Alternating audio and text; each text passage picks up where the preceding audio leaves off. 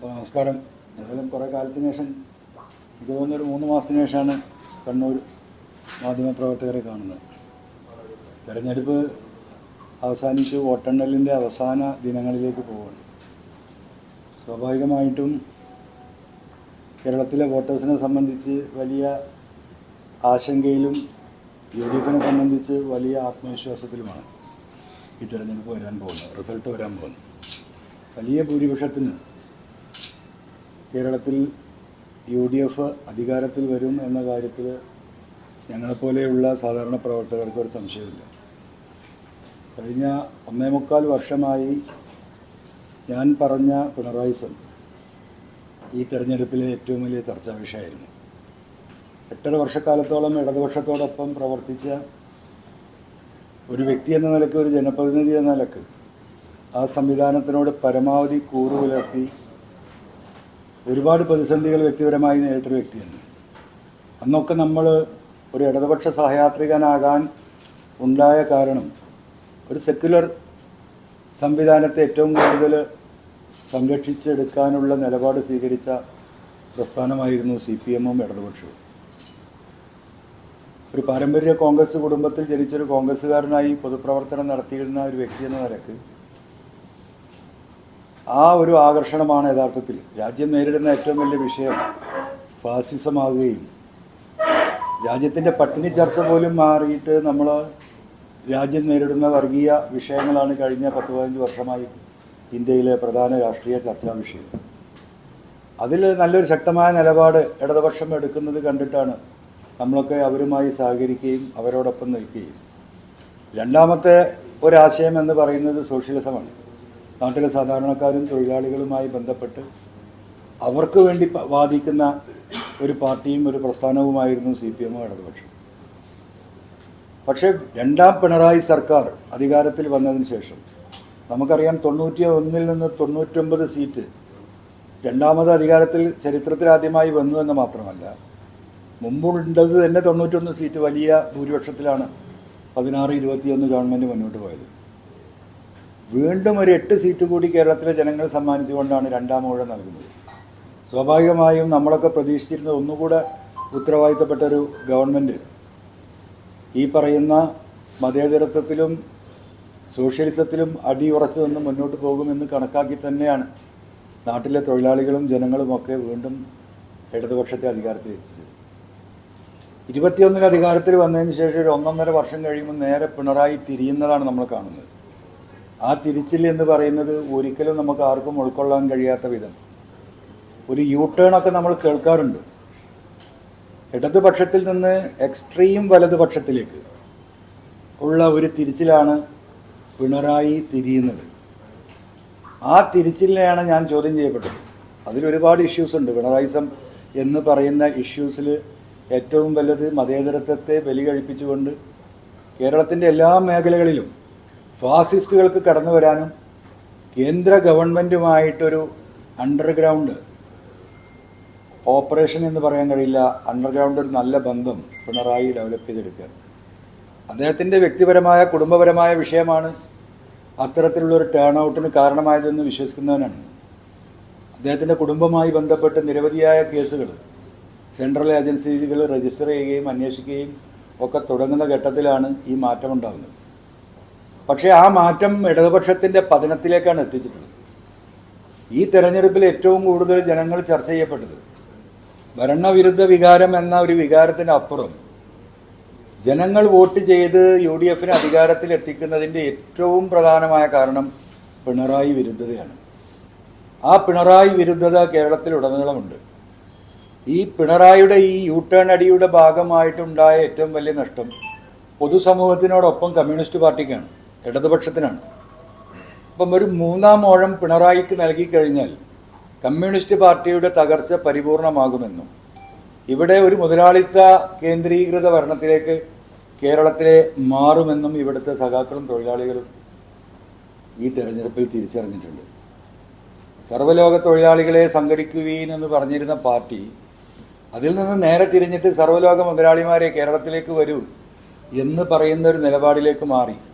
തൊഴിലാളി പ്രസ്ഥാനങ്ങളുമായിട്ടുള്ള എല്ലാ ബന്ധങ്ങളും തൊഴിലാളികളുടെ അടിസ്ഥാനപരമായ ആവശ്യങ്ങൾ ഒന്നുപോലും ഇടപെടുകയോ പരിഹരിക്കുകയോ അവർക്ക് സമരം നടത്താനുള്ള അവരുടെ ആർജവം പോലും അവരിൽ നിന്ന് എടുത്തു മാറ്റുകയും ചെയ്തൊരു ഗവൺമെൻറ്റാണ്. അതിൻ്റെ ഒരു പരിണിത ഫലം എന്ന നിലക്ക് തന്നെയാണ് ഈ തെരഞ്ഞെടുപ്പിൽ. നിങ്ങൾക്കറിയാം, ഇവിടെ നടന്ന സർവേ റിപ്പോർട്ടുകൾ, ആ സർവേ റിപ്പോർട്ടുകൾ വരുന്നതിന് തലേ ദിവസം ഞങ്ങൾ വ്യക്തിപരമായി നടത്തിയ ഒരു സർവേ റിപ്പോർട്ട് 86 സീറ്റിൽ UDF അധികാരത്തിൽ വരുന്നതാണ്.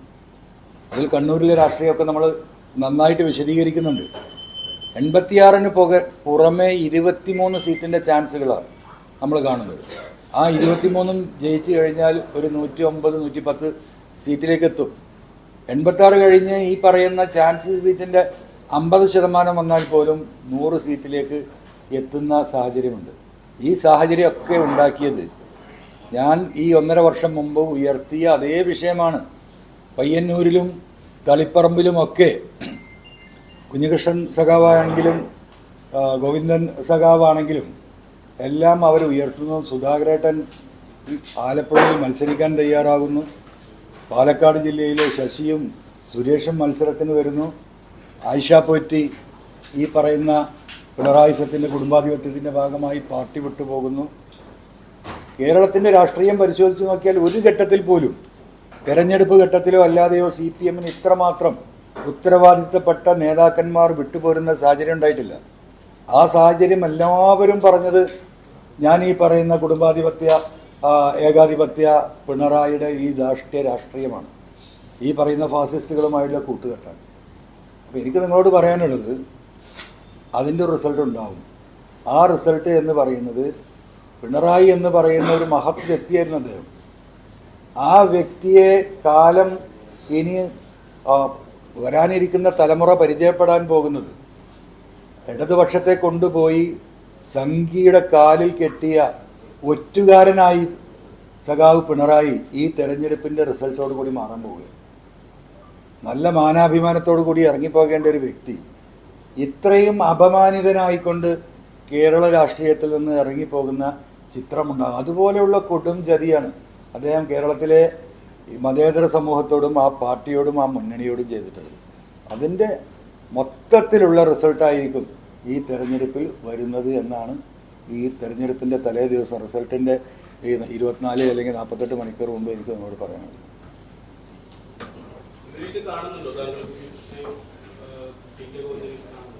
ഞാൻ ഇവിടെ ഇപ്പം ഇന്ന് വന്നത് എൻ്റെ സുഹൃത്താണ് നിസാർ മേത്ര. നിങ്ങൾക്കറിയാം, നമ്മുടെ സംസ്ഥാന ഭാരവാഹിയായിട്ട് നമ്മുടെ കൂടെ ഉണ്ടായിരുന്ന എൻ്റെ ഇന്ത്യൻ ഫ്രണ്ടും കൂടിയാണ്. അദ്ദേഹത്തിൻ്റെ ബന്ധുവിൻ്റെ ഒരു വിവാഹമുണ്ട്, അതിൽ പങ്കെടുക്കാനാണ് ഉദ്ദേശിച്ചത്. അപ്പോൾ ഇവിടെ ഈ പറയുന്ന പോലെ അവൈലബിളായ ലീഡേഴ്സിനെ കാണാൻ പറ്റിയാൽ കാണും. ഇല്ല, തെരഞ്ഞെടുപ്പിന് എന്നെ സംബന്ധിച്ചിട്ട് ബേപ്പൂരിൽ നിന്ന് അനങ്ങാൻ പറ്റിയിട്ടില്ല. അത്രമാത്രം ടൈറ്റ് മത്സരമായിരുന്നു. എൻ്റെ ആത്യന്തികമായ ഉദ്ദേശം, ഇപ്പം നിങ്ങൾ ഈ പറയുന്ന മുഹമ്മദ് റിയാസിനെ ആ ബേപ്പൂരിൻ്റെ ആ ബൗണ്ടറിയിൽ നിന്ന് പുറത്തേക്ക് വിടാതിരിക്കുക എന്നത് തന്നെയായിരുന്നു തെരഞ്ഞെടുപ്പിലെ രണ്ടാമത്തെ ലക്ഷ്യം. ഇപ്പോൾ കോഴിക്കോട് ജില്ലയിലെ വലിയ മുന്നേറ്റം UDF-ന് ഉണ്ടാകുമെന്ന് നിങ്ങളൊക്കെ റിപ്പോർട്ട് ചെയ്യുന്നുണ്ട്. അതാണല്ലോ, 2 MLA-മാരാണ് കഴിഞ്ഞ 10-25 കൊല്ലമായിട്ട് കോഴിക്കോട് നിന്ന് UDF-നുള്ളത്. അവിടെ 8ഉം 10ഉം MLA-മാർ ജയിക്കുമെന്ന് പറയുന്ന രാഷ്ട്രീയ സാഹചര്യം ഉണ്ടായതിൻ്റെ ഒരു പ്രധാന കാരണം ബേപ്പൂരിലെ മത്സരമാണ്. കാരണം കോഴിക്കോട് ജില്ലയിലെ രാഷ്ട്രീയം, തെരഞ്ഞെടുപ്പ് രാഷ്ട്രീയം CPM-ൻ്റെത് ഏറ്റെടുത്തിരുന്നതും അത് നിയന്ത്രിക്കാനുള്ള ഉത്തരവാദിത്തം ഏറ്റെടുത്തതും ശ്രീ മുഹമ്മദ് റിയാസായിരുന്നു. അവിടുത്തെ തെരഞ്ഞെടുപ്പിൻ്റെ സ്ട്രാറ്റജി, അവിടുത്തെ സോഷ്യൽ മീഡിയ, അവിടുത്തെ പ്രചരണം, അവിടെ പോസ്റ്റർ എങ്ങനെ അടിക്കണം, ബാനർ എങ്ങനെ വെക്കണം, ഏതൊക്കെ നേതാക്കന്മാർ വരണമെന്ന് തീരുമാനിക്കുന്നത്, അതിൻ്റെ പണം ഇഷ്ടംപോലെ അദ്ദേഹത്തിൻ്റെ അടുത്തുണ്ട്. അതുകൊണ്ട് കോഴിക്കോട് ജില്ലയിലെ 13 സീറ്റും ഞാൻ ഏറ്റു എന്ന് സെക്രട്ടേറിയറ്റ് മെമ്പർ കൂടിയായ അദ്ദേഹം ഏറ്റെടുത്താണ് ആ തെരഞ്ഞെടുപ്പിലേക്ക് ഇറങ്ങുന്നത്. പക്ഷേ ബേപ്പൂരിലെ തെരഞ്ഞെടുപ്പിലേക്ക് ജനുവരിയോടുകൂടി ഞാൻ അവിടെ ഇറങ്ങിയതോട് കൂടിയിട്ട് അദ്ദേഹത്തിന് പുറത്തു പോകാൻ കഴിയാത്ത അവസ്ഥയായി. കോഴിക്കോട് ജില്ലയിലെ ഒരു കോൺസ്റ്റിറ്റ്യുവൻസിയിൽ പോയിട്ട് പോലും പ്രവർത്തിക്കാൻ കഴിയാത്ത അവസ്ഥ വന്നു. അപ്പോൾ ഇടതുപക്ഷം അവിടെ ഉണ്ടാക്കി വെച്ചിരുന്ന ഒരു അറേഞ്ച്മെൻറ്റ്സ്, ഇലക്ഷൻ സ്ട്രാറ്റജി, അത് പൊളിഞ്ഞ് തവിട് പൊടിയായി.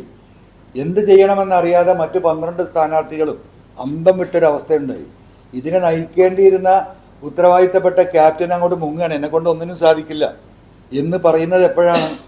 തെരഞ്ഞെടുപ്പ് പ്രഖ്യാപിച്ച് സ്ഥാനാർത്ഥികളുടെ സ്ഥാനാർത്ഥിത്വം LDF ലീഡർഷിപ്പ് പ്രഖ്യാപിച്ചതിന് ശേഷം അത് നയിക്കാനുണ്ടായിരുന്ന കപ്പിത്താൻ മുങ്ങിയതാണ്.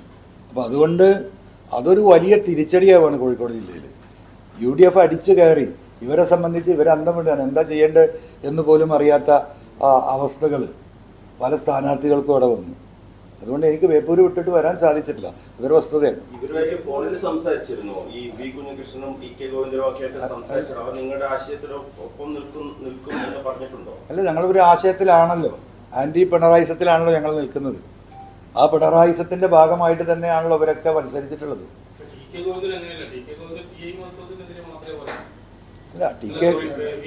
അല്ല, അതൊക്കെ എന്താ പറയാ, നമുക്ക് പറയേണ്ടത് ഈ മധുസൂദനെ ആരെയാണ് റെപ്രസെന്റ് ചെയ്യുന്നത്? ഈ പിണറായി വിജയനെയാണല്ലോ. ആ മധുസൂദനെതിരെ അദ്ദേഹം സ്ഥാനാർത്ഥിയാവുക പറയുക മാത്രമല്ല, എന്താണ് അദ്ദേഹം പറയുന്ന രാഷ്ട്രീയം? അദ്ദേഹം പറയുന്ന രാഷ്ട്രീയം ഇവിടുത്തെ രക്തസാക്ഷികളുടെ ഫണ്ട് അതുപോലും കൊള്ളയടിക്കപ്പെട്ടു. അതിൻ്റെ കണക്കാണ് അദ്ദേഹം പറയുന്നത്. കേരളത്തിൽ ഉടനീളം പിണറായിസവും മരുമോനിസവും ഈ തെരഞ്ഞെടുപ്പിലെ ഏറ്റവും വലിയ ട്രംപ് കാർഡാണെങ്കിൽ ഇവിടെ കണ്ണൂരിൽ ഈ രണ്ട് ഫാക്ടർ മാത്രമല്ല നിങ്ങൾ മനസ്സിലാക്കേണ്ടത്. ഇവിടെ ജയരാജന്മാരുടെ വിഷയമുണ്ട്. 3 ജയരാജന്മാർ ഈ തെരഞ്ഞെടുപ്പിൽ എന്ത് നിലപാടാണ് സ്വീകരിച്ചതെന്നില്ല കണ്ണൂരിലെ പത്രമാധ്യമങ്ങൾക്കറിയാം. അവരെടുക്കുന്ന ഒരു എഫേർട്ട് എടുത്തിട്ടുണ്ടോ? അവരുണ്ടാകേണ്ടടുത്ത് ഉണ്ടായിട്ടില്ല. കാരണം അവരെ മാറ്റി നിർത്തിയിട്ടാണ്. ഞാനീ പറയുന്ന മരുമോനിസത്തിൻ്റെ ബാക്കി പത്രമാണ്. മലബാറിലെ കമ്മ്യൂണിസ്റ്റ് പാർട്ടി പരിപൂർണമായും മരുമകൻ്റെ കാൽക്കീഴിലാക്കാൻ എത്ര നേതാക്കന്മാരെയാണ് ഇവിടെ വെട്ടിനിരത്തിയത്? ആ വെട്ടിനിരത്തിയതിൻ്റെ ഒരു ഇഫക്റ്റ് ഏറ്റവും കൂടുതലുള്ള ഒരു ജില്ലയാണ് കണ്ണൂർ. അതും അവസാനിക്കില്ല. ഇവിടെ പി ശശി എന്ന് പറയുന്ന മുഖ്യമന്ത്രിയുടെ പൊളിറ്റിക്കൽ സെക്രട്ടറിയുടെ പ്രശ്നമുണ്ട്. ഇവിടെ നടന്ന ഒരുപാട് രാഷ്ട്രീയ സംഘടനകളിൽ മരണപ്പെട്ടിട്ടുള്ള രക്തസാക്ഷികളായിട്ടുള്ള ഒരുപാട് സഖാക്കളുണ്ട്. അവരുമായി ബന്ധപ്പെട്ട കേസുകൾ ഈ പി ശശി അധികാരത്തിൽ മുഖ്യമന്ത്രിയുടെ പൊളിറ്റിക്കൽ സെക്രട്ടറി ആയതിനു ശേഷം ഇവിടെ നടന്ന BJP RSS CPM സംഘടനത്തിൽ പ്രതികളാകപ്പെട്ട പ്രതി ചേർക്കപ്പെട്ടവരായ സഖാക്കൾ പോലും ഈ പീരീഡിൽ നടന്ന കേസിൽ ശിക്ഷിക്കപ്പെട്ടു എന്ന് ഇവിടുത്തെ രക്തസാക്ഷി കുടുംബങ്ങളിൽ ഇവിടെ ചർച്ചയുണ്ട്. അതോടൊപ്പം ഇവിടുന്ന് ശിക്ഷയില്ലാതെ കേസുകളിൽ CPM പ്രവർത്തകരെ വെറുതെ വിട്ട കേസ് അപ്പീലിൽ ഹൈക്കോടതിയിൽ ശിക്ഷിക്കപ്പെട്ടു എന്ന് ഈ പറയുന്ന രക്തസാക്ഷി കുടുംബത്തിലെ ഒരു വലിയ വിഷയമായി ഇവിടെ നിൽക്കുന്നുണ്ട്. ഇതിൻ്റെയൊക്കെ പിന്നിൽ പൊളിറ്റിക്കൽ സെക്രട്ടറി പി ശശിയാണ് എന്ന് ഇവിടുത്തെ നിങ്ങൾ അറിഞ്ഞും അറിയാതെയും ഇവിടെ സുനാമി ഉണ്ടാകാൻ പോകുന്നു. ഇതൊന്നും സഖാക്കൾ പുറത്തു പറയുന്നു. അവിടുന്ന് ശബ്ദം പോലും നമ്മളാരും കേൾക്കില്ല. ഇവിടെ തരംഗമുണ്ടോ എന്ന് ഇപ്പോഴും കേരളത്തിലെ മാധ്യമങ്ങളും സർവേ ടീമും സംശയിക്കുന്നതിൻ്റെ കാരണം അതാണ്. ഇവിടെ തരംഗമുണ്ട്. അത് അണ്ടർഗ്രൗണ്ട് തരംഗമാണ്, സുനാമിയാണ്. കാരണം ഒരു കമ്മ്യൂണിസ്റ്റുകാരന് ഒരു സഖാവിൻ്റെ മുഖത്തുനിന്ന് പോലും ഒരാൾക്കും അവർ പാർട്ടിക്കെതിരെ വോട്ട് ചെയ്യുമെന്ന് വായിച്ചെടുക്കാൻ സാധിക്കില്ല. അത്രയും മൗനമായിട്ടുള്ള സുനാമി ഓപ്പറേഷനാണ് കണ്ണൂരിൽ നടന്നിട്ടുള്ളത്. ഈ ഇഷ്യൂസിന് പുറമെ ഇവിടെ പിണറായി വിഷയം, മരുമകൻ പ്രശ്നം, ഈ പറയുന്ന ജയരാജന്മാരുടെ വിഷയം, പി ശശിയുടെ ഈ ഇമ്പാക്റ്റ്, അതിനു പുറമെ ഏറ്റവും അവസാനമായിട്ട് ഗോവിന്ദ മാഷ് പാർട്ടി എടുത്ത നിലപാട് തളിപ്പറമ്പിൽ നിങ്ങൾക്കൊക്കെ അറിയുന്നതാണല്ലോ. ഇവിടെ പാർട്ടിയുടെ ജില്ലാ കമ്മിറ്റിയും ഏരിയ കമ്മിറ്റിയിലൊന്നും ആവശ്യമായ പിന്തുണ പോലും കിട്ടാതെ ഗോവിന്ദൻ മാഷയുടെ താല്പര്യം സംരക്ഷിക്കുക എന്ന പിണറായിയുടെ കുടുംബാധിപത്യ രാഷ്ട്രീയം, അതിന് പിൻബലമേകാൻ നൽകിയ ആ സീറ്റ് അതിവിടെ എത്രത്തോളം ഇവിടെ ചർച്ചയായിട്ടുണ്ട്. അതിൻ്റെ റിയാക്ഷൻ ഇതൊന്നും പുറത്തേക്ക് കാണില്ല. പിന്നെ അവസാനത്തെ റിയാക്ഷൻ ഇവിടെ നമ്മുടെ സ്പീക്കർ ഷംസീർ ഈ തെരഞ്ഞെടുപ്പിൽ വെട്ടി നിരത്തപ്പെട്ട വ്യക്തിയാണ്. അതിൻ്റെ ഒരു ഇഫക്റ്റ് ഇല്ലാതെ പോകുമെന്ന് നിങ്ങൾ കരുതുന്നുണ്ടോ? ടീച്ചറെ എന്തുകൊണ്ടാണ് ഈ പറയുന്ന സണ്ണിക്കെതിരെ കൊണ്ടുപോയി മത്സരിപ്പിക്കുന്നത്? ഒറ്റ കാരണമേ ഉള്ളൂ. ടീച്ചർ കേരളത്തിൽ മുഖ്യമന്ത്രിയെക്കാളും ജനപ്രീതിയുള്ള ഒരു കമ്മ്യൂണിസ്റ്റ് നേതാവായി മാറി കൊറോണ കാലഘട്ടത്തിലെ അവരുടെ പ്രവർത്തനത്തിൻ്റെ ഭാഗമായി. കഴിഞ്ഞ തെരഞ്ഞെടുപ്പിൽ പിണറായിയേക്കാളും ഭൂരിപക്ഷം കിട്ടിയിരിക്കുന്ന ആർക്കാ? ടീച്ചർക്കാണ്. അപ്പോൾ കേരളത്തിൽ ഒരാൾക്കും എന്നെക്കാളും ഭൂരിപക്ഷം കിട്ടാൻ പാടില്ല, ഒതുക്കി കളയണം. അതിനാ ടീച്ചറെ കൊണ്ടുപോയി ആ മലയോരത്ത് കൊണ്ടുപോയി ഒതുക്കി. ഇതിവിടെ ചർച്ചയെല്ലാം തോന്നുന്നുണ്ട് നമുക്ക്. ഇതിൻ്റെ എല്ലാം എഫക്റ്റ് കണ്ണൂർ ജില്ലയിലും തൊട്ടടുത്തുള്ള കാസർഗോഡ് ജില്ലയിലുണ്ട്. ഇനിയിപ്പോൾ ധർമ്മടം എന്താ സംഭവിക്കാൻ പോകുന്നത്? ചത്തതിനൊക്കുമേ ജീവിച്ചിരിക്കലോ ഏതൊരു കവി പാടിയിട്ടുണ്ടല്ലോ എന്ന് പറഞ്ഞതുപോലെയുള്ള ഒരു റിസൾട്ടാണ് അവിടുന്ന് വരാൻ പോകുന്നത്. തോറ്റതിന് തുല്യമായ വിജയമേ പിണറായിക്ക് ഉണ്ടാവുള്ളൂ. ഞങ്ങളുടെ സർവേയിൽ 10,000 വോട്ടിന് താഴെ ധർമ്മടത്ത് പിണറായി 10,000 വോട്ടിന് താഴെ പോകുന്ന പറഞ്ഞു. അതുകൊണ്ടാണ് ഞാൻ പറഞ്ഞത് പിണറായി തോറ്റാൽ പോലും നമ്മളാരും ഞെട്ടേണ്ടതില്ല എന്ന് ആ സർവേ നടത്തുമ്പോൾ ഞാൻ പറഞ്ഞതിൻ്റെ അടിസ്ഥാനം ഈ പറയുന്ന ഇത്രയും ഇഫക്റ്റ് ഉണ്ട് ഇവിടെ. ഇത്രയും എഫക്റ്റ് ഇത് കേരളത്തിലെ ഒരു ജില്ലയിലും ഇല്ല. ആരാ വോട്ട് ചെയ്യുന്നത്? സഖാക്കളാണ് വോട്ട് ചെയ്യുന്നത്. എന്തിനാ വോട്ട് ചെയ്യുന്നത്? അവർക്ക് അവരുടെ പാർട്ടി ഉണ്ടാവണം, ആ സംവിധാനം നിലനിൽക്കണം ഇവിടെ. അപ്പോൾ സ്വാഭാവികമായിട്ടും അത്തരത്തിലുള്ളൊരു രാഷ്ട്രീയ പശ്ചാത്തലം പിണറായി എന്ന് പറയുന്ന ഒരു വ്യക്തി ഒരു പാർട്ടിയെയും ഒരു സംവിധാനത്തെയും ഇടതുപക്ഷ ചിന്തകരെയും ഇടതുപക്ഷ അനുഭാവികളെയും കമ്മ്യൂണിസ്റ്റുകാരെയും വരാനിരിക്കുന്ന സർക്കാർ പിണറായിയുടേതാകരുത് എന്ന ഒരൊറ്റ ഉദ്ദേശം കൊണ്ട് വോട്ട് ചെയ്യണം.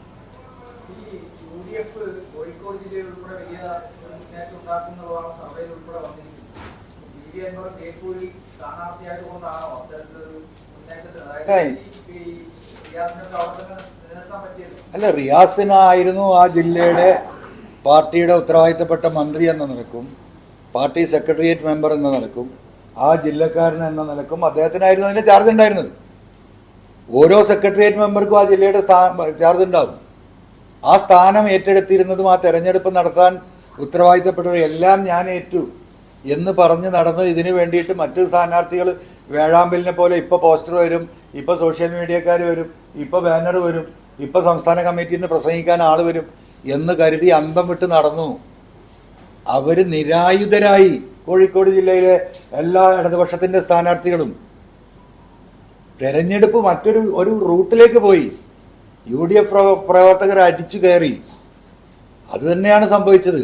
അത് ഈ പറയുന്ന മുഹമ്മദ് റിയാസിന് ബേപ്പൂരിന്റെ ബൗണ്ടറി കടക്കാൻ പറ്റാത്തത് കൊണ്ട് തന്നെ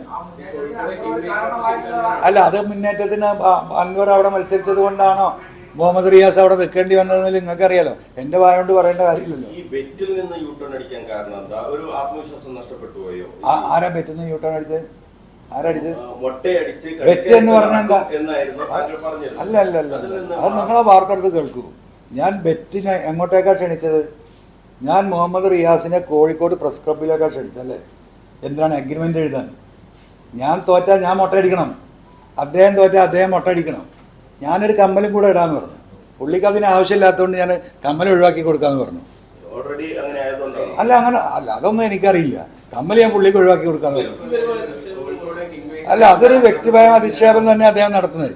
മുഹമ്മദ് റിയാസ് ഇപ്പം നടത്തിക്കൊണ്ടിരിക്കുന്ന അധിക്ഷേപം എന്താ? ഒരു വ്യക്തിക്കെതിരല്ല. ഈ തെരഞ്ഞെടുപ്പ് കഴിഞ്ഞിട്ട് UDF അധികാരത്തിൽ വരും എന്ന് ഇവിടെ ചർച്ച നടക്കുന്നത് UDF നേതാക്കന്മാർക്ക് പിരിവ് നടത്താനാണ്. നാട് മുഴുവൻ പിരിവ് നടത്താൻ UDFന്റെ സ്റ്റേറ്റ് ലീഡർഷിപ്പ് ഇവിടെ ഞങ്ങൾ അധികാരത്തിൽ വരുമെന്ന് പറഞ്ഞിട്ട് നിങ്ങൾ കണ്ടല്ലോ അത്. അപ്പൊ കേരളത്തിലെ മുഴുവൻ മാന്യന്മാരായ UDFന്റെ നേതാക്കന്മാരും ഇങ്ങനെ വളഞ്ഞ വഴിയിൽ പിരിവ് നടത്തി പോവുക എന്ന് വ്യക്തിഗത ഇപ്പോഴും നടത്തിക്കൊണ്ടിരിക്കുകയാണ്. അതേ മന്ത്രിയുടെ ആഫീസിലെ സെക്രട്ടറി ആയിരുന്നു IAS-കാരനായ ബിജു പ്രഭാകരൻ, PWയുടെ. അദ്ദേഹം എന്താ പറഞ്ഞ്? ഒരൊറ്റ വർക്കിൽ 65 കോടി രൂപ മൂക്കിൽ വലിച്ചു ഈ മന്ത്രി. 91 ദിവസമാണ് എനിക്ക് പ്രവർത്തിക്കാൻ സാധിച്ചത്. എന്നെ മാറ്റി ഈ അഴിമതി കണ്ടിട്ട്. അങ്ങനെ ഈ സമൂഹത്തെ മുഴുവൻ കൊള്ളയടിച്ച വ്യക്തി ഈ നാട്ടിലെ ഉത്തരവാദിത്തപ്പെട്ട മാന്യന്മാരായ UDF ലീഡർഷിപ്പിനെ മുഴുവൻ കള്ളന്മാരും വളഞ്ഞ വഴിയിൽ പണം പിരിക്കുന്നവരും ഒക്കെ ഉണ്ട്. അപ്പോൾ ആരവിടെ വ്യക്തിത്വം നടത്തുന്നത്? ഇപ്പം എൻ്റെ പോസ്റ്റിൻ്റെ അടിയിൽ വരുന്ന തെറി ആരെഴുതുന്നത്? ആരെ എഴുതിക്കുന്നത്? അപ്പം ആ ഒരു വ്യാജമായിട്ടുള്ള അദ്ദേഹത്തിൻ്റെ എന്താ പറയുക ഒരു ഇമേജ് ഉണ്ടല്ലോ. ഞാൻ പറയും ഒരു പുളിങ്ങി എന്ന ചെറിയെന്ന് നമ്മുടെ നാട്ടുകാർ പണ്ടത്തെ ആൾക്കാർ പറയും. അപ്പോൾ കണ്ണൂർക്കാരും പറയുന്നുണ്ടാവും. അല്ല, ഞാൻ പിന്മാറില്ലല്ലോ, ഞാനിപ്പോഴും അതിൽ തന്നെ. ഇനിയും സമയമുണ്ടല്ലോ. ഏറ്റെടുക്കുന്നതിന് തെറ്റില്ലല്ലോ. ഞാൻ നിങ്ങൾ ബെറ്റ് വെക്കുമ്പോൾ 10,000 ബെറ്റ് വെച്ചാൽ നിങ്ങളും അത് കെട്ടി വെക്കാൻ തയ്യാറാവുണ്ട്. ഏകപക്ഷീയമായ ബെറ്റിനെന്താ എനിക്കത് തലക്ക് വല്ല വട്ടമുണ്ടോ? അങ്ങനെ മുട്ട അടിക്കുകയാണെങ്കിൽ വല്ല ബാർബർ ഷോപ്പിൽ വല്ല ഒഴിവുണ്ടോ തെരഞ്ഞെടുപ്പ് കഴിഞ്ഞാൽ?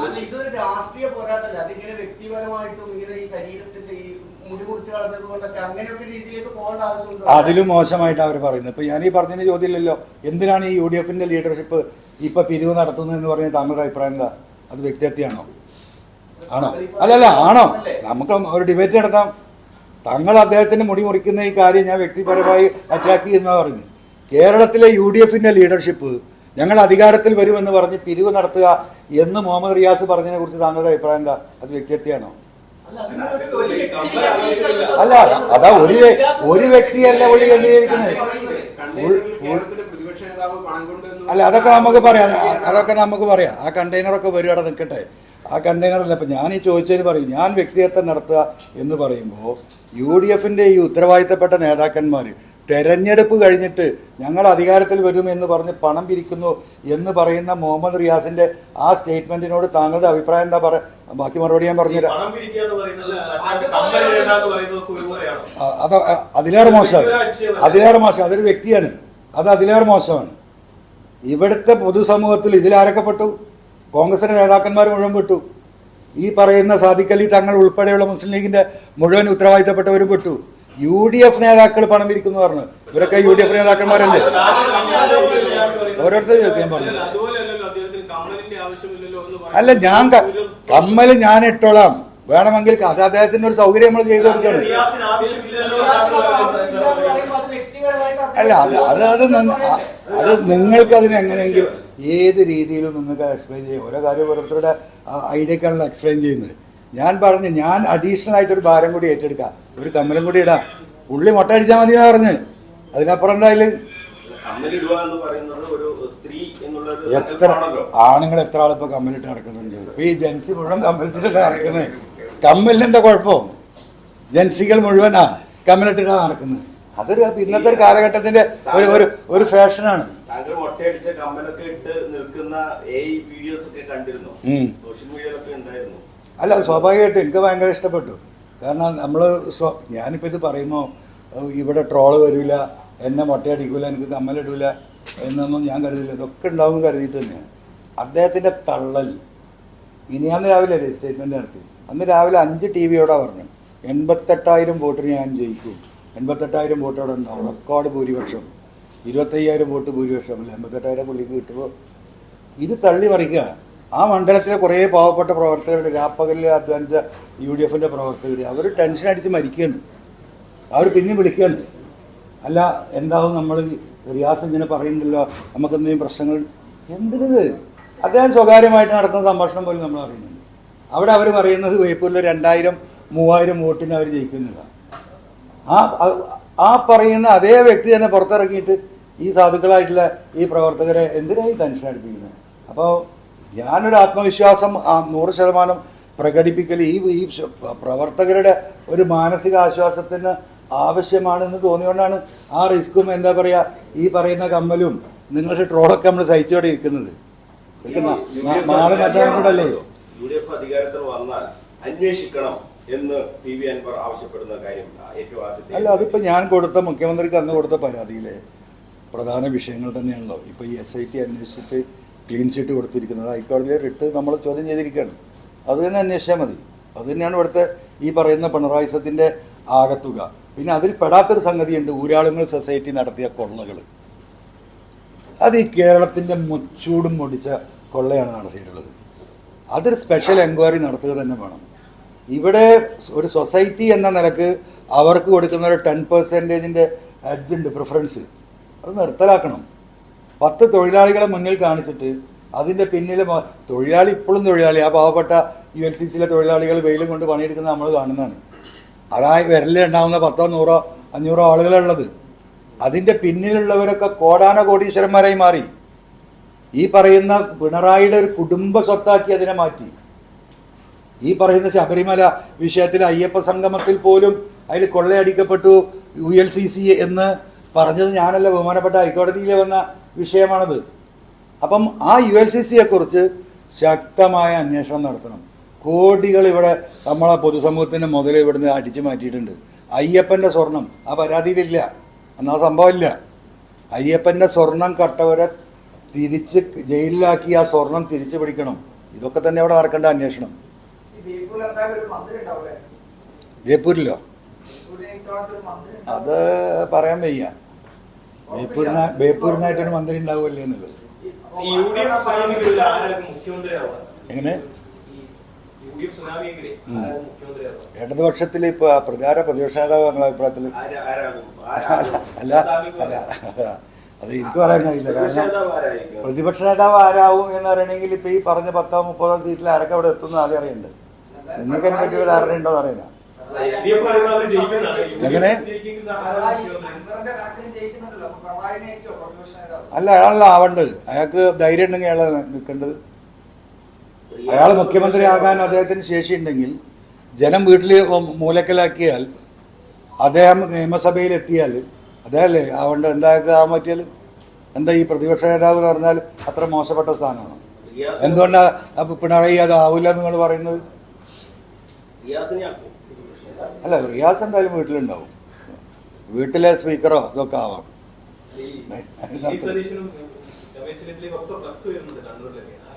എല്ലാവർക്കും ഫ്ലക്സ് ഉണ്ട്. ഞാൻ എൻ്റെ ഫ്ലക്സ് ആരൊന്നും വെക്കാത്തതില്ല, ആലോചനയില്ല ഞാൻ നിൽക്കുന്നത്. ഫ്ലക്സ് ഇതൊക്കെ എല്ലാ തെരഞ്ഞെടുപ്പിലും കോൺഗ്രസ് രാഷ്ട്രീയത്തിലും നമുക്കറിയില്ലേ, ഒരു ജനാധിപത്യ പാർട്ടി ആർക്കും അഭിപ്രായം പറയാം. ഒരു ബൂത്ത് പ്രസിഡൻ്റല്ല, ഒരു ബൂത്തിലെ പ്രവർത്തകന് പോലും അഭിപ്രായം പറയാനും ആ അഭിപ്രായം എന്താ പറയുക ചർച്ച ചെയ്യുന്ന പാർട്ടിയാണ് കോൺഗ്രസ്. അതുകൊണ്ടല്ലേ ഈ 3-4 ആളുകൾ കേപ്പബിളായിട്ടുള്ള ആളുകൾ ഒരു പാർട്ടിയുടെ മുഖ്യമന്ത്രി സ്ഥാനത്തേക്ക് ഉണ്ട് എന്ന് പറഞ്ഞാൽ എന്താ മനസ്സിലാക്കേണ്ടത്? ആ പാർട്ടിയുടെ ഒരു എന്താ പറയുക ഹൈറ്റ് അല്ലത്. എന്താ മറുഭാഗത്തത് പറയാത്തത്? അതൊരു ഡെമോക്രാറ്റിക് പാർട്ടി എന്നല്ലേ പറയുന്നത്. പിണറായി അല്ലാത്തവൻ്റെ ഒരു പേര് പറഞ്ഞാൽ ചിലപ്പോൾ തല കാണില്ല ശരീരത്തിൽ. അപ്പം അത്രയും ഏകാധിപത്യം സ്വേച്ഛാധിപത്യം അപ്പുറത്ത് നിലനിൽക്കുമ്പോൾ 3-4 മുഖ്യമന്ത്രിയുടെ പേര് അഭിമാനത്തോടു കൂടി പറയാൻ പറ്റുന്ന ഒരു പാർട്ടി കോൺഗ്രസ് എന്ന നിലക്ക് ഞാനതിനെ പോസിറ്റീവായിട്ടാണ് കാണുന്നത്.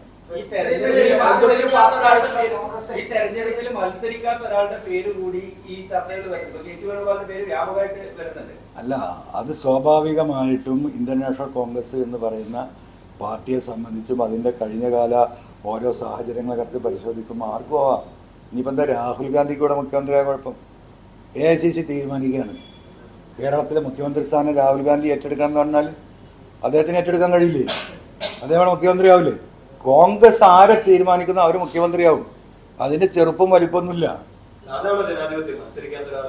അല്ല സ്വാഭാവികമായിട്ടും ആ മത്സരിക്കാത്ത ഒരാളിവിടെ മുഖ്യമന്ത്രിയാവും. ഇപ്പോൾ ഈ രാജ്യസഭയിൽ പോകുന്നവരൊക്കെ പിന്നെ അവർക്ക് ആ റെപ്രസെൻറ്റേഷൻ പാടില്ല എന്ന് വാദം വരില്ലേ? അവർക്ക് ജനങ്ങളായിട്ട് എന്താ ബന്ധം? ലോകസഭയിൽ 540 MP-മാരുണ്ടെങ്കിൽ ഏകദേശം അതിൻ്റെ പകുതി MP-മാർ രാജ്യസഭയിലല്ലേ? അവരല്ലേ ഈ രാജ്യത്തിൻ്റെ കാര്യങ്ങൾ തീരുമാനിക്കുന്നത്. അപ്പോൾ രാജ്യസഭാ MP-മാർക്ക് നമ്മളെങ്ങനെ അംഗീകരിക്കാന്ന് ചോദിച്ചാൽ രാജ്യം മുന്നോട്ട് പോകും. അതിലൊന്നും ഒരു ബേസും ഇല്ല.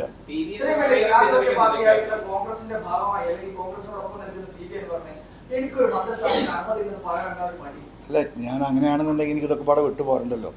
അല്ല ഞാൻ ചോദിക്കട്ടെ, എനിക്കിപ്പോൾ മന്ത്രിയാവണം അല്ലെങ്കിൽ MLA ആവണം, ജനാധിപത്യം അവരെ കൂടെ നിൽക്കണം, അധികാരം കൈപ്പറ്റണം എന്നുണ്ടെങ്കിൽ എനിക്ക് രാജിവെച്ച് വന്നിട്ട് ഈ ഗതികേടലാണല്ലോ.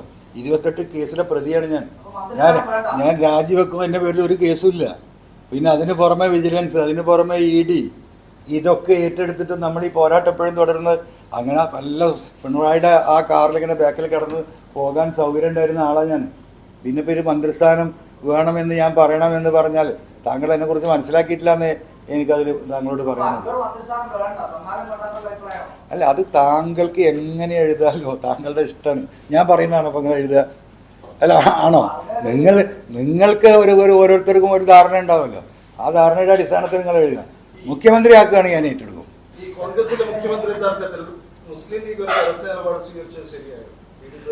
അല്ല മുസ്ലിം ലീഗ് എന്താ പരസ്യ നിലപാട് സ്വീകരിച്ചത്? ഞാൻ മുസ്ലിം ലീഗ് ഒരു പരസ്യ നിലപാടുകൾ സ്വീകരിച്ചിട്ടില്ല. അതൊക്കെ അതെല്ലാം UDF-ന്റെ നേതൃത്വം കൂടി തീരുമാനമെടുക്കും. ഉചിതമായ സമയത്ത് ഉചിതമായ തീരുമാനമെടുക്കും എന്ന് പറയണ്ടേ? കോൺഗ്രസ് കഴിഞ്ഞാൽ ഈ ഗവൺമെന്റ് ഈ മുന്നണിയെ നയിച്ചൊരു പാർട്ടിയല്ലേ ഇന്ത്യൻ യൂണിയൻ മുസ്ലിം ലീഗ്. കേരളത്തെക്കുറിച്ചുള്ള ധാരണ ഉണ്ടാവും, എല്ലാം ഉണ്ടാവും. അത് അവരല്ലേ തീരുമാനിക്കണം. അതിലൊക്കെ നമുക്ക് അഭിപ്രായം പറയാൻ പറ്റുമോ? അധികാരത്തിൽ വരികയും താങ്കളും TK ഗോവിന്ദമാഷും B കുഞ്ഞികൃഷ്ണനും G സുധാകരനൊക്കെ ജയിച്ചു വരികയൊക്കെ ചെയ്താൽ നിങ്ങളൊരു പ്രത്യേക ബ്ലോക്കായി UDF-നകത്തൊരു സമ്മർദ്ദ ശക്തിയായി നടത്തുന്നുണ്ടോ? നമ്മൾ UDF-ന് അധികാരത്തിൽ വരില്ല, ഞാനടക്കം തോൽക്കും എന്ന് പറയുന്ന ആ ചർച്ചയാണ് ഇവിടെ കാര്യമായിട്ട് നടക്കുന്നത്. അപ്പോൾ പിന്നെ അതിലൊരു പ്രസക്തി ഉണ്ട്. സ്വാഭാവികമായിട്ടും ഒരു ബ്ലോക്കോ കാ ബ്ലോക്കോ അര ബ്ലോക്കോ, ഇവിടെ രാഷ്ട്രീയമാണ് പ്രശ്നം, ഇവിടെ കാഴ്ചപ്പാടാണ് പ്രശ്നം. ഇവിടെ ലെഫ്റ്റ് ഉണ്ടാവണം. എന്താണ് ബഹുമാനപ്പെട്ട പ്രതിപക്ഷ നേതാവ് പറഞ്ഞത്? ഈ തെരഞ്ഞെടുപ്പിൻ്റെ എല്ലാ ഘട്ടങ്ങളിലും തീവ്ര വലതുപക്ഷമായി പിണറായി, ഇവിടുത്തെ റിയൽ ലെഫ്റ്റ് ഞങ്ങളാണ്, UDF ആണ്, ഞങ്ങൾ നെഹ്റുവിയൻ ലെഫ്റ്റാണ് എന്നാണ് അദ്ദേഹം പറഞ്ഞത്. അപ്പം നെഹ്റുവിയൻ ലെഫ്റ്റ് ഇവിടെ ആവശ്യമാണ്, ഇവിടെ ഒരു റിയൽ ലെഫ്റ്റ് ആവശ്യമാണ്. ലെഫ്റ്റിൻ്റെ പേരണിഞ്ഞ ഈ പറയുന്ന റൈറ്റ് ഫാസിസ്റ്റ് ആയിട്ടല്ല ഇടതുപക്ഷത്തെ കേരളത്തിലെ ജനങ്ങൾ കാണുന്നത്. അപ്പോൾ ഇവിടെ ഒരു റിയൽ ലെഫ്റ്റ് ഉണ്ടാവും. കോൺഗ്രസുമായും UDFുമായും നന്നായി സഹകരിച്ച് പോകാൻ. ഈ ഒറ്റപ്പെട്ട് നിൽക്കുന്ന പല തുരുത്തുകളിലായിട്ടാണ് ഈ നേതാക്കന്മാർ നിൽക്കുന്നത്. ഇവരിൽ പലരും നാളെ ആക്രമിക്കപ്പെട്ടേക്കാം, പല രീതിയിലുള്ള ആക്രമണത്തിന് അവരെ വിധേയാക്കാം. അപ്പോൾ ഇവരെല്ലാവരും ഒരു യുനാനിമസ് ആയിട്ട് ഒരു ഐക്യം, ആ എന്താ പറയുക, ഇവിടെ ലെഫ്റ്റിനെ കാക്കുന്നത് പോലെ തന്നെ അവരെ വ്യക്തിപരമായിട്ടുള്ള അവരുടെ ജീവനും സ്വത്തും സംരക്ഷിക്കേണ്ടി വരുന്നൊരു ഘട്ടത്തിലേക്ക് ഇത് പോകും, ഉറപ്പാണ്.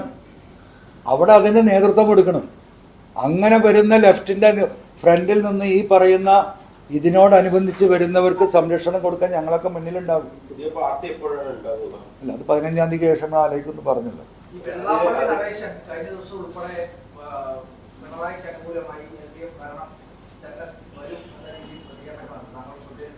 എൻ്റെ ശ്രദ്ധയിൽ എനിക്കത് തമാശയായിട്ടാണ് തോന്നിയത്. കാരണം പിണറായിക്ക് തലക്ക് വല്ല അന്തമുണ്ടെങ്കിൽ, ബുദ്ധി ഉണ്ടെങ്കിൽ ഈ പറയുന്ന വെള്ളാപ്പള്ളിയെ ഈ ഒരു ഘട്ടത്തിൽ അദ്ദേഹം കൂടെ കൂട്ടുമോ? ഒരു മനുഷ്യൻ അദ്ദേഹത്തിന് കൂടെ. ആ സമുദായത്തിൻ്റെ ഉത്തരവാദിത്തപ്പെട്ടവരാണ്. ഈ വർഗീയ വിദ്വേഷം ജില്ലക്കെതിരെ പറഞ്ഞപ്പോൾ മലപ്പുറം ജില്ലയിലെ SNDPയുടെ ഉത്തരവാദിത്തപ്പെട്ട നേതാക്കന്മാരാണ് ആദ്യം ഈ പറയുന്ന വെള്ളാപ്പള്ളിക്കെതിരെ സംസാരിച്ചത്. അദ്ദേഹത്തിൻ്റെ ബൂത്തിൽ ഈ പഞ്ചായത്ത് തെരഞ്ഞെടുപ്പ് ആരാ ജയിച്ചു നോക്കുള്ളൂ? അദ്ദേഹത്തിൻ്റെ വാർഡിൽ അദ്ദേഹത്തിൻ്റെ കമ്മ്യൂണിറ്റി 85% വോട്ടുള്ള അദ്ദേഹത്തിൻ്റെ വീട് നിൽക്കുന്ന അദ്ദേഹത്തിൻ്റെ വാർഡിൽ കെട്ടിവെച്ച പൈസ അവരുടെ സ്ഥാനാർത്ഥി കിട്ടിയിട്ടുണ്ടെന്ന് സംശയം. ആ രീതിയിലാണ് തോറ്റത്. അപ്പോൾ വെള്ളാപ്പള്ളി എന്ന് പറയുന്ന മനുഷ്യന് ആ സമുദായം കൽപ്പിക്കുന്ന വില എന്ന് പറയുന്നത് ആ ബൂത്തിലേക്ക് നോക്കിയാൽ മതി. ആ വെള്ളാപ്പള്ളിയെ കൂട്ടുപിടിച്ചിട്ട് അധികാരത്തിൽ വരാനാണ് ഈ പറയുന്ന പിണറായി ശ്രമിച്ചത്. അതോടെ തന്നെയാണ് ഇതിൻ്റെ ഏറ്റവും വലിയ പരാജയം. കൂടുതൽ വാർത്തകൾക്ക് News 18 Keralam YouTube channel subscribe ചെയ്യുക.